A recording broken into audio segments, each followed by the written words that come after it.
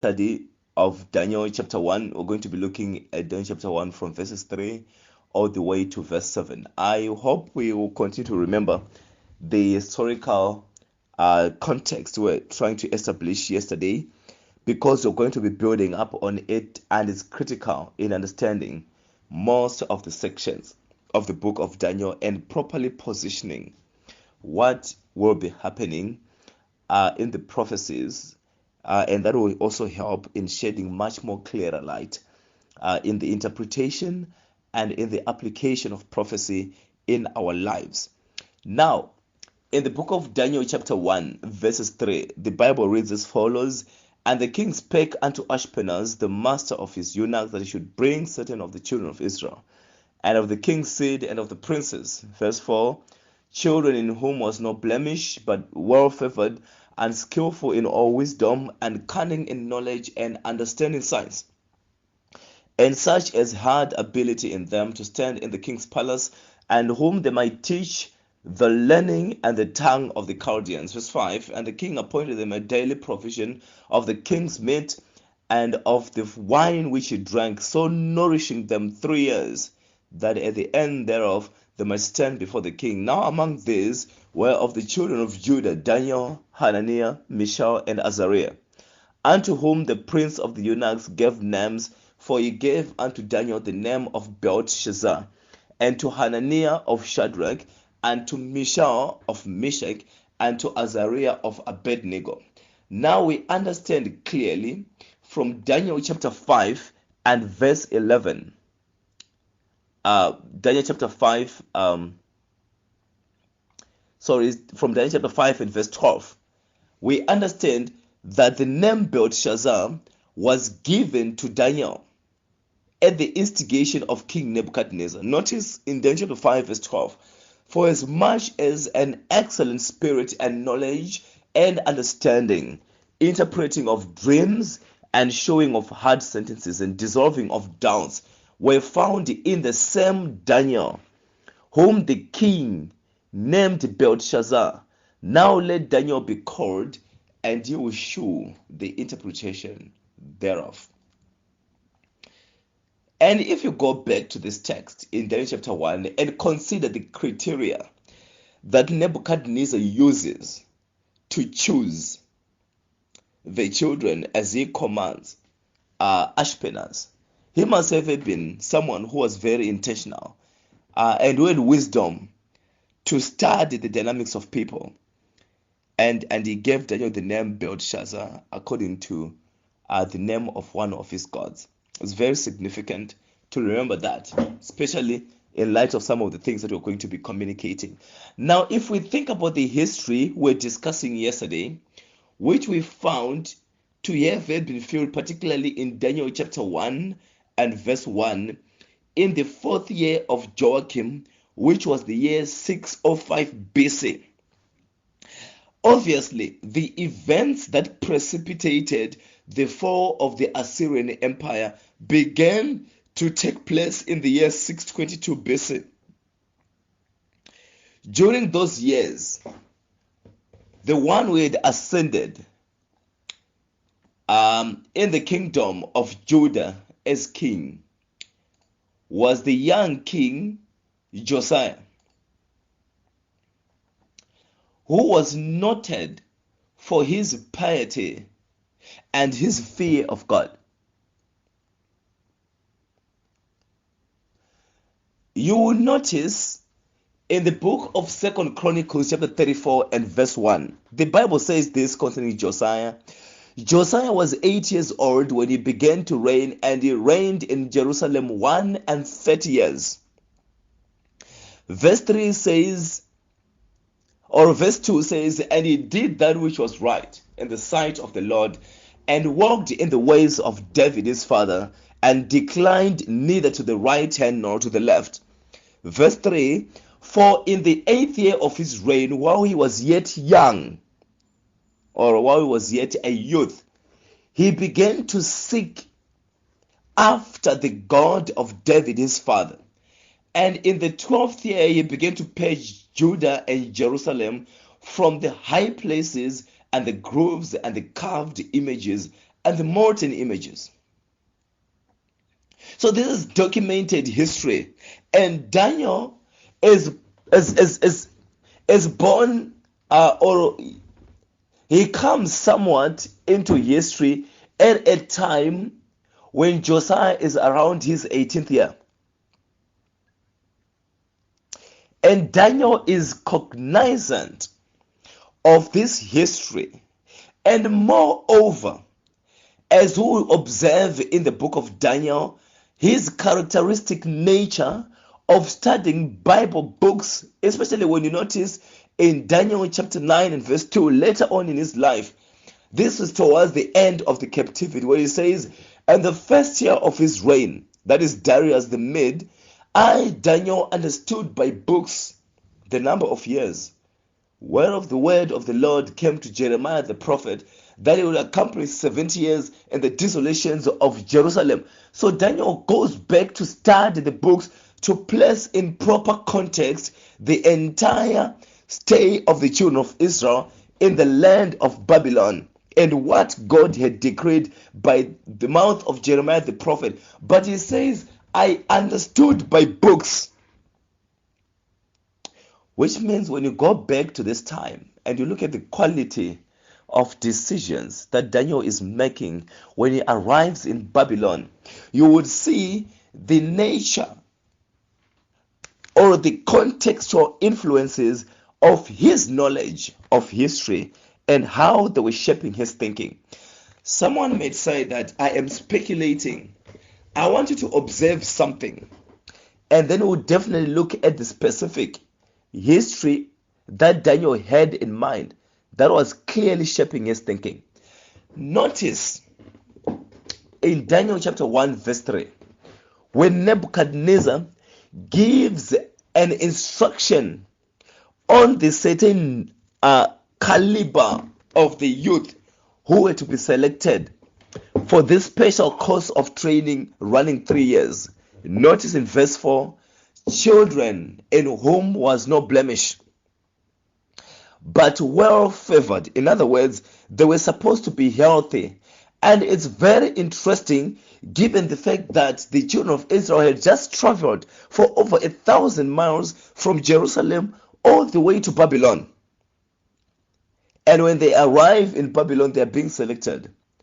And they are looking for children who were well favored and who in whom was no blemish.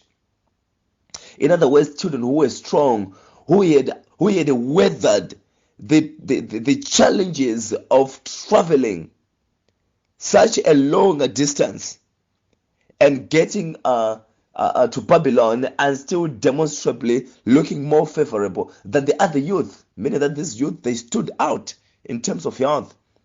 Now notice, it says here, and skillful in all wisdom and cunning in knowledge and understanding science.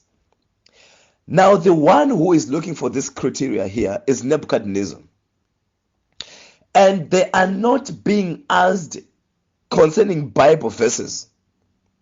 The standard of understanding science here is surely based on the science as the Babylonians understood it.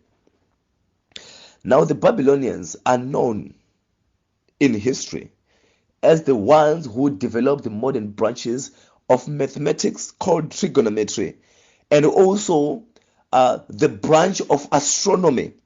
You remember the story in the book of Isaiah chapter 37 and Isaiah chapter 38, when the Babylonians noticed a change in the course of the movement of stars because God had performed a wonderful miracle during the days of Hezekiah, and they sent a deputation to want to get a better understanding of the phenomenon.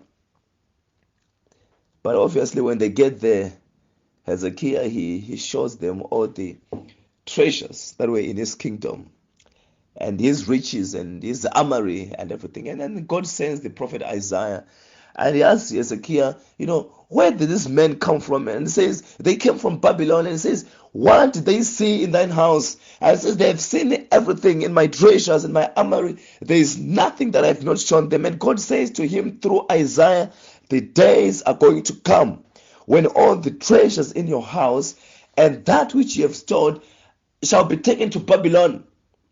And even some of the king's seed are going to be taken there. And Daniel is living at a time when this prophecy is being fulfilled.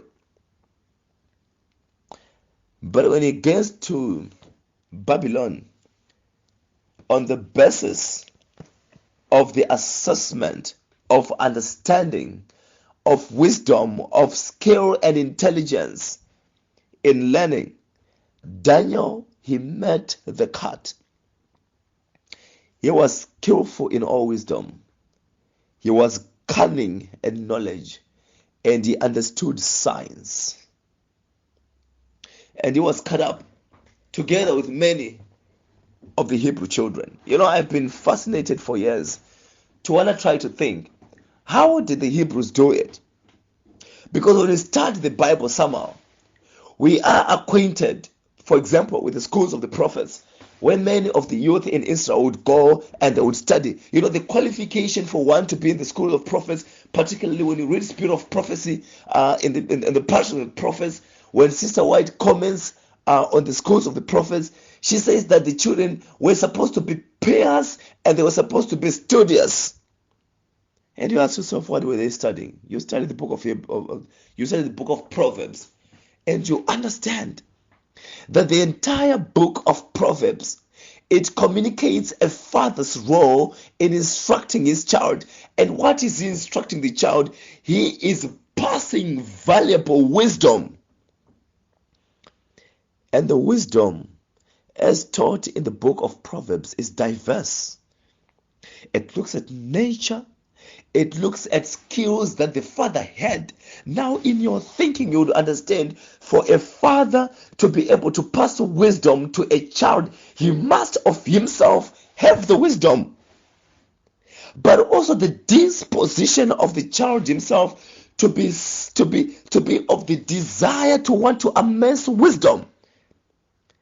And we see this characteristic here in Daniel, that he was open to learning, but he also had the characteristic disposition that he would go on to cultivate even in Babylon, studying and seeking a deeper understanding of the truth.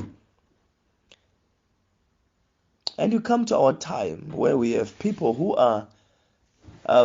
knows that we are living in the time when Jesus is about to come, and the world is being affected by one crisis or another.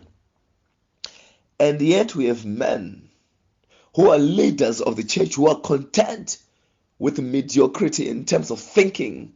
They can grow in understanding the truth, yet they want to stand as leaders in spiritual things. Brothers and sisters, forgive me for saying brothers and sisters now. I feel like I'm preaching. Brothers, when you look at Daniel, he understood. He could converse in matters of common knowledge. He would analyze in matters of what was considered the wisdom and the science of the times. But yet, he was also deeply rooted in understanding the guidance of God, and he knew his duty on how he was going to cooperate with God. And you notice that last part of verse 4, it says, whom they might teach the learning and the tongue of the Chaldeans. The learning and the tongue of Chaldeans refers to the literature, the writings of the Chaldeans, the effective philosophy, the thinking that guided Babylonian society. Daniel was to be imbued in that particular knowledge. Now it's very interesting when you study in the rest of the Bible and you want to understand a little bit of Daniel. You read the book of Ezekiel, chapter 14. I want to read here verses, Ezekiel chapter 14. I want to read here verses 13 and verse 14. And it reads as follows. Son of man, when the land sinneth against me by trespassing grievously, then will I stretch out my hand upon it, and will break the staff of bread thereof, and will send famine upon it, and will cut off man and beast from it.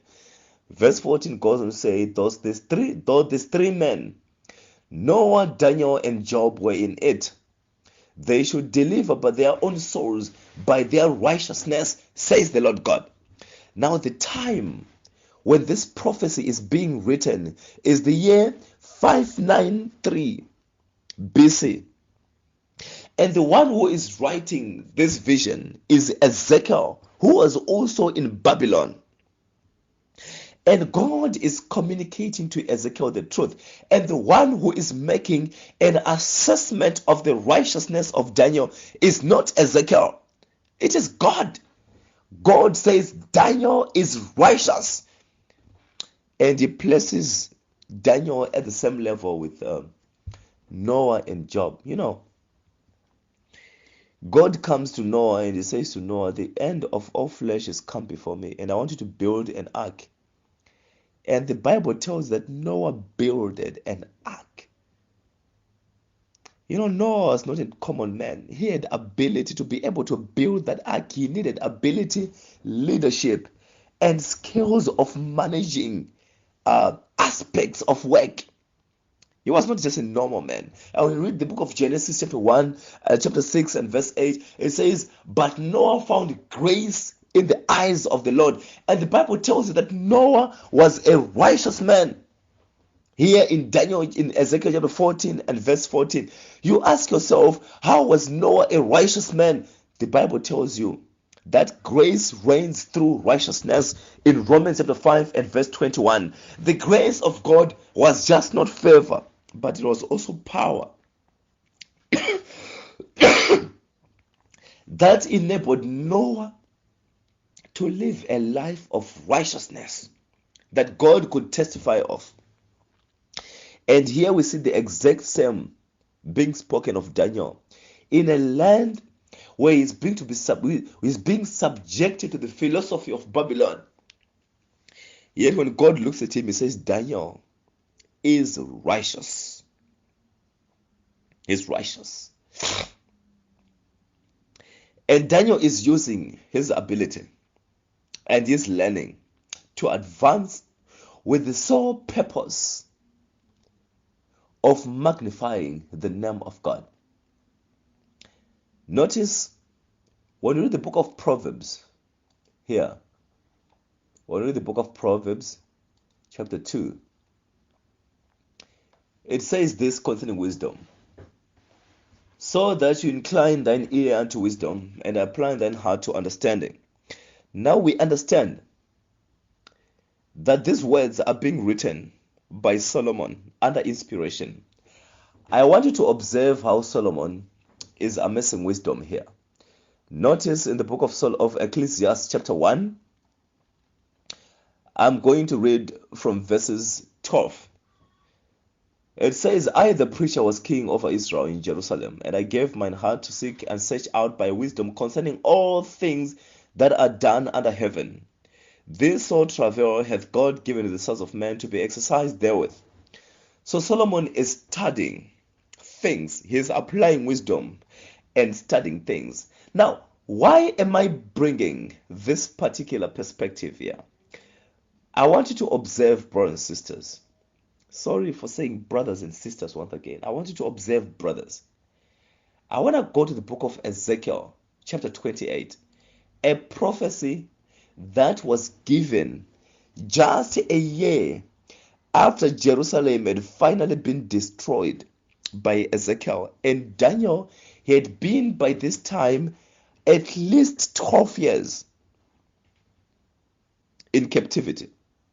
At least 12 years in captivity. That is 12 years and greater than 12.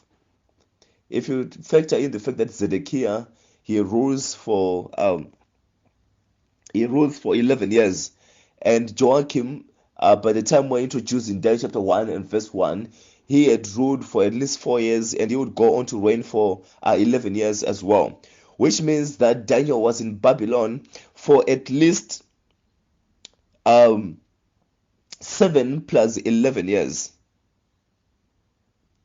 which is around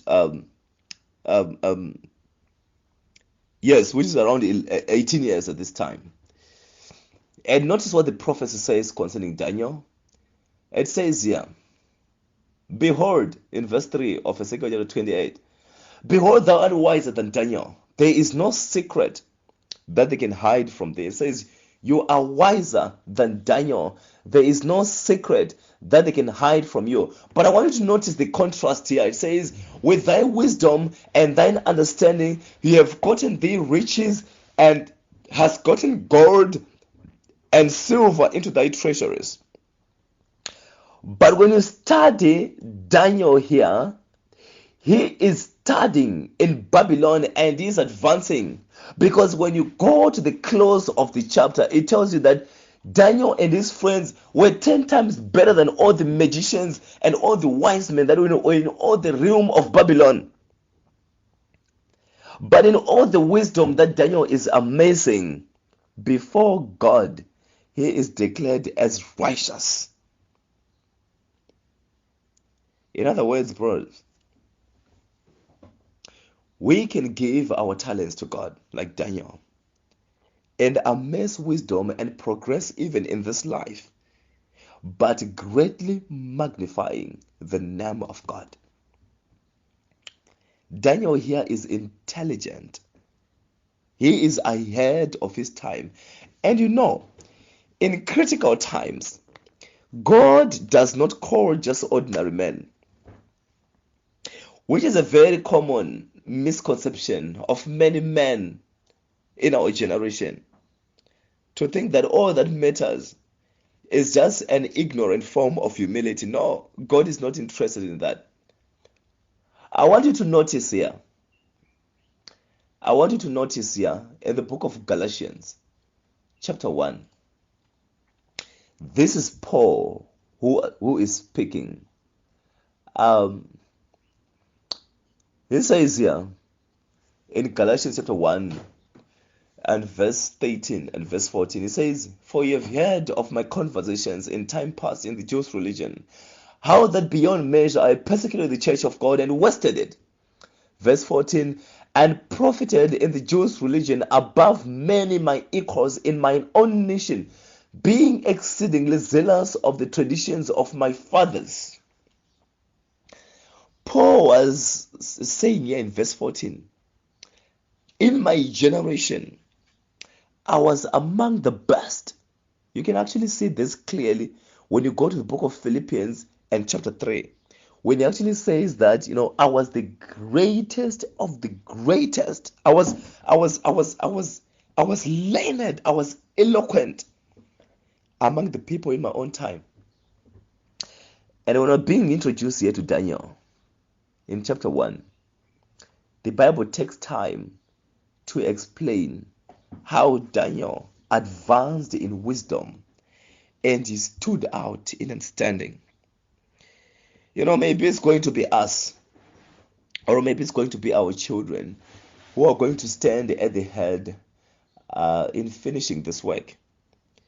But it's clear here that God wants children, He wants men who are going to grow in understanding and who are going to stand as men who cannot be matched for wisdom, but yet filled with humility, and in whose life all they attain is for the sole purpose of magnifying the name of God. And this is exactly what the prophecy here is introducing when it documents the life of Daniel as he arrived in the land of Babylon. Being rated according to the best of the rating of the knowledge or of the testing of Babylon, Daniel was found enough and adequate. And using those skills, he learned and amassed wisdom. But not like the prince of Tyrus in Ezekiel chapter 28. Daniel was not looking for his personal benefit. Wherever God magnified him, the influence was representing the glory and the character and the purposes of God. And this is exactly what God is calling us to. And as we continue studying and examining the character of Daniel and his deportment and disposition in Babylon, I hope God is going to bless us to begin to take his lessons and implement them in our own lives. May God bless the reading of his word.